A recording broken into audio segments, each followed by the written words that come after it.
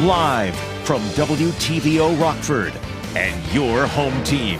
Eyewitness News at 5 starts now. Illinois voters head to the polls for today's primary. Candidates for governor and other state, local, and federal offices are all on the ballot. We'll run down some of the key races. Turnout was expected to be low in the primary, but plenty of people in the state line still came out to vote. We're live from one Rockford polling place. Check out the last-minute activity. And more than a dozen state-line nonprofits received grants. The chairman of the foundation giving those grants believes the event is about much more than money. Good evening, I'm Mimi Murphy. And I'm Eric Wilson.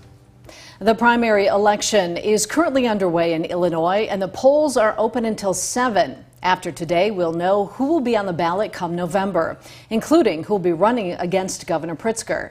Recent polls say Darren Bailey will take the nomination. He's been the winner in 6 straight polls over the last month or so. Richard Irvin, who is considered the early front-runner, has fallen from the lead. Political experts are using this race, along with several others, as a litmus test for Illinois Republicans. If Bailey wins, they believe it could signal a big power shift in the party, not just changing to downstate Republicans, but adjusting ideology, too, to a much more Trump-like GOP. When we've had fights over control of the Republican Party, it's been a downstate versus suburban kind of regional fight. Ideologically, we were conservative, but not extreme right. It was, it was not as ideological. This is a very ideological contest. Bailey is already talking about reshaping the Republican Party at his campaign stops. He says he's competing as much against his own party as he is Democrats. On the other side of the aisle, J.B. Pritzker hopes to secure another term as governor. He's being challenged in the primary by Beverly Miles. Pritzker cast his ballot at his Chicago polling place earlier today. He says critical rights need to be protected. Look, everything we care about is on the ballot this year. Not just reproductive rights, which we know the Supreme Court's taken away now in other states.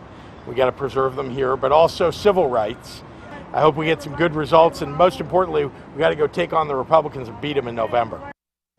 One of the biggest races in our area is the 17th Congressional District. This is the seat Sherry Bustos held. She decided not to run. There are 6 Democrats hoping to take over for her, including 2 from Rockford.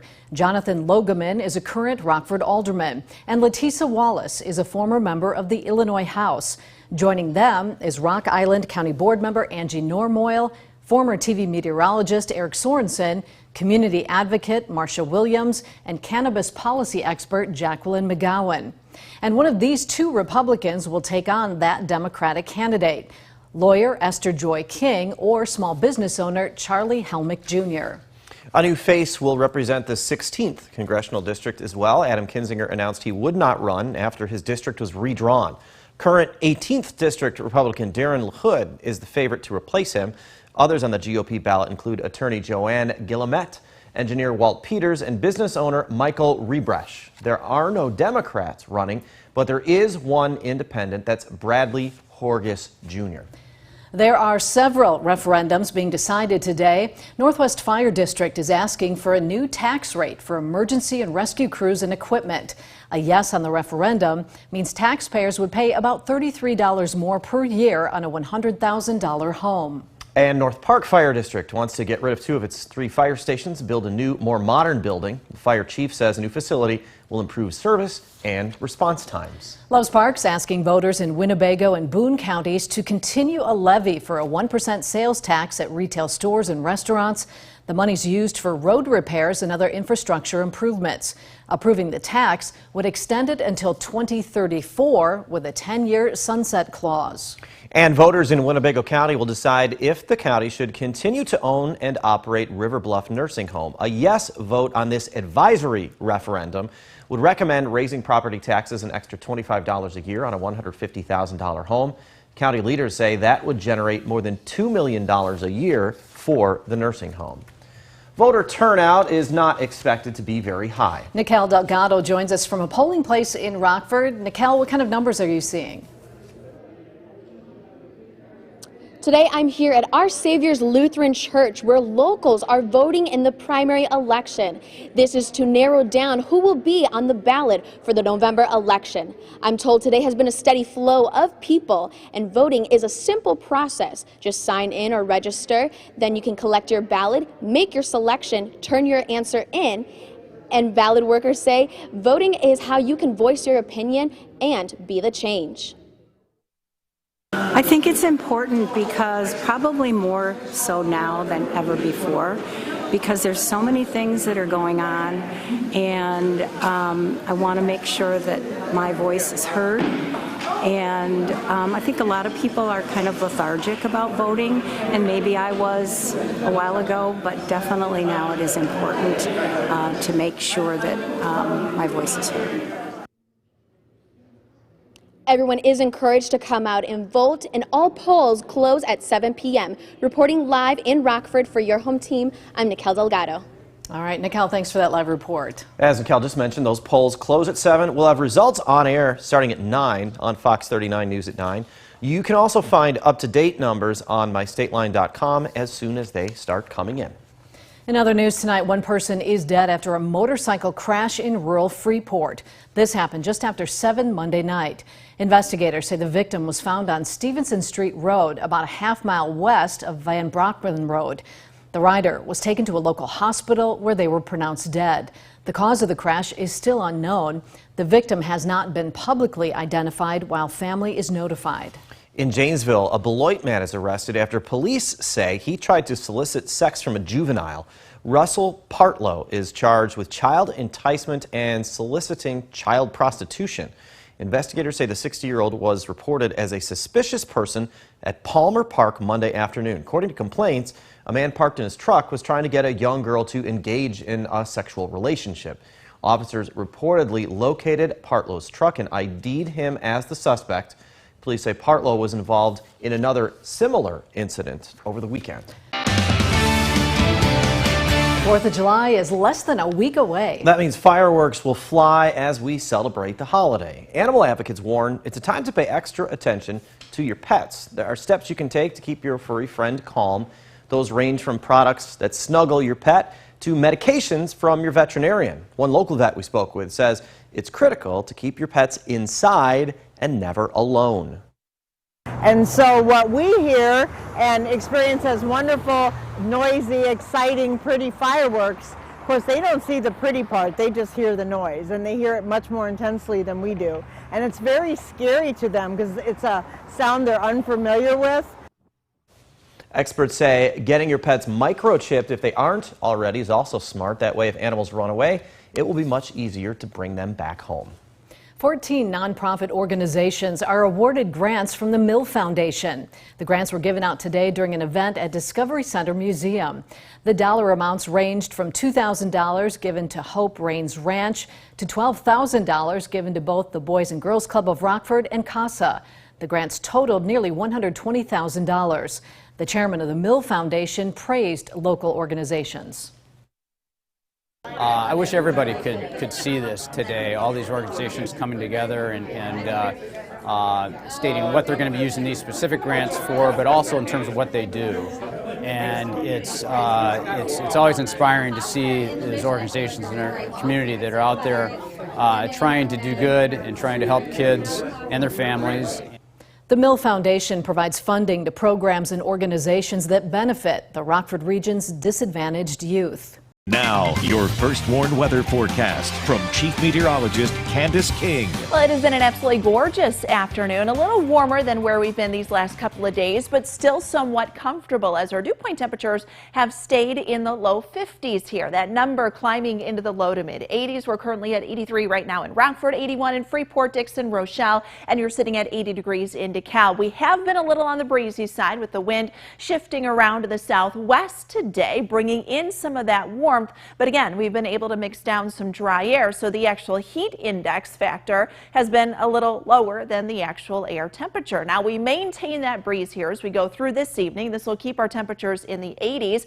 You look to the west of Rockford, we've got clearing skies. To the east, you've got a little more cloud cover. I think we'll start to see our skies actually clear out before a slight increase in cloud cover as the sun sets later this evening. This with a cold front working in from the north. We've been fairly quiet for today. We've had those cumulus clouds kind of build up, but again, some of those beginning to fade away here this evening. Showers, thunderstorms ongoing up to the north of us along a cold front. We've had a few isolated severe thunderstorms up across northern Wisconsin, the UP of Michigan. All the active weather going to stay up to the north here these next several hours. In fact, that's where we find a severe thunderstorm watch for the areas in peak, stretching from parts of Minnesota through Wisconsin and then into the UP of Michigan. No active weather, at least severe weather, expected for us here, but that cold front will move closer to us, settling into southern Wisconsin at about 10, 11 o'clock this evening. As it does, it is going to lose a little steam. We lose some of the instability. We don't have quite as much as what they have up to the north of us,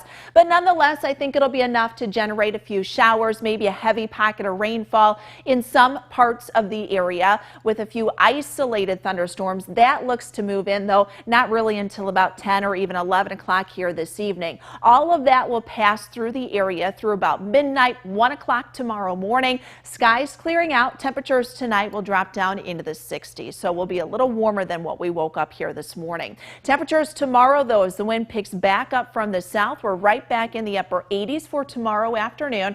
We are going to stay dry. Winds will really pick up on Thursday. Thursday is going to be a windy day. We'll stay dry too. Temperatures up into the upper 80s and low 90s for Thursday afternoon. Now, I mentioned that wind. Wind direction starts to shift a little more to the south and then southeast during the day tomorrow. Warm front passes, so that'll shift the wind around to the southwest late tomorrow night into Thursday. Wind gusts Thursday could come close to 30 to 35 miles per hour. Now, typically with that southwest wind, we'd have an increase in moisture, but with the wind, we might be actually able to pull down some dry air from above, so this could cause our relative humidity values on Thursday afternoon to actually lower. So with the temperatures going up, the relative humidity values going down, and the wind going up, this does create an elevated fire risk for Thursday afternoon, Thursday evening, so you want to limit any of that outdoor burning because fires could spread quickly as a result. And of course, we've been pretty dry too, so there's quite a bit of dry vegetation out around. 63 degrees, that's where we'll end up for tonight. You've got that isolated shower storm chance moving in after about 10 o'clock. Temperature for tomorrow up near 89 degrees, a warmer southerly wind for the afternoon. Looking ahead into the holiday weekend, we stay a little more on the active end. We've got an isolated chance for a shower on Saturday. Most of the weekend right now looking dry, guys. I think we may have to watch later in the day, though, on Monday and then into Tuesday of next week. Now sports with sports director Scott Leber.